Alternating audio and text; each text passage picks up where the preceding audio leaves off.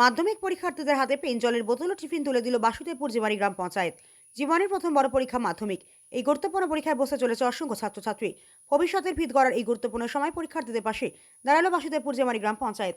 আজ সালানপুর ব্লকের অন্তর্গত বাসুদেবপুর জীবনী গ্রাম পঞ্চায়েত এলাকার জীবনী আঞ্চলিক তৃণমূল কংগ্রেসের উদ্যোগে শতাধিক পরীক্ষার্থীদের হাতে পেন জলের বোতল ও টিফিন সামগ্রী তুলে দেওয়া হয়।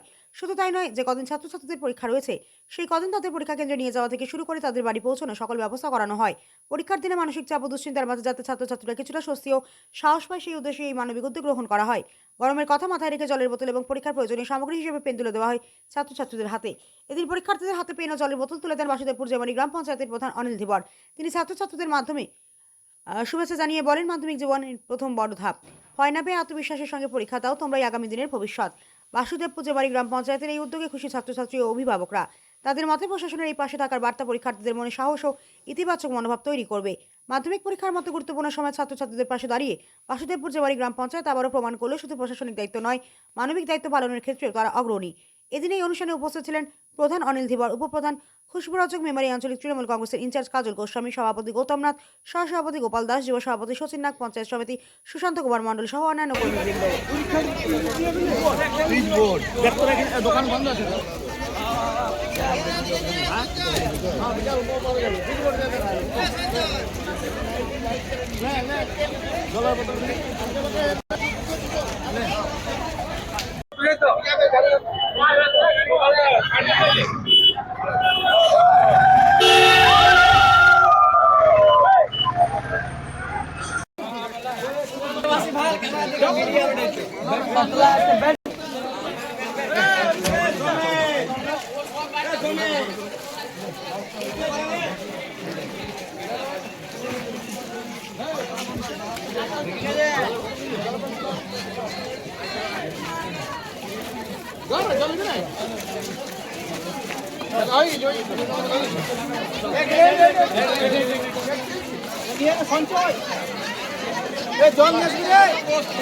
ऐसे वो मेरा लड़का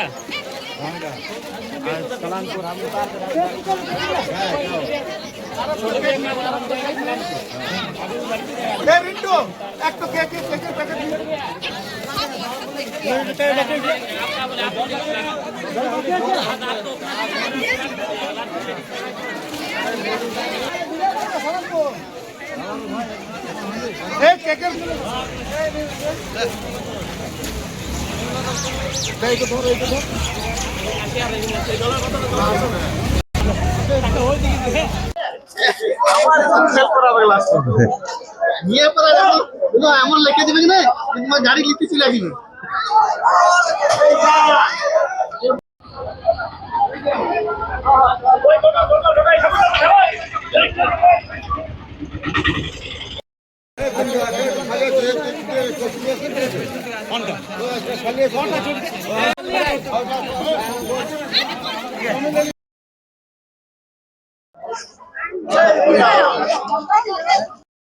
মাধ্যমিক পরীক্ষা কেমন লাগছে? প্রথম দিকে যাচ্ছে, প্রথম মাধ্যমিক পরীক্ষা দিই, কিরকম মনে হচ্ছে? মানে প্রচুর ভয় হচ্ছে, কিরকম কোশ্চেন আসবে সেটা জানি না, বলতে পারবো না। কোশ্চেনটা দেখবো, তারপর পরীক্ষা কেমন দেবো সেটা। কোন স্কুলে সেন্টার পড়ছে? আছড়া বয়েজে। কোথায় স্কুল পড়িস? কোন স্কুলে?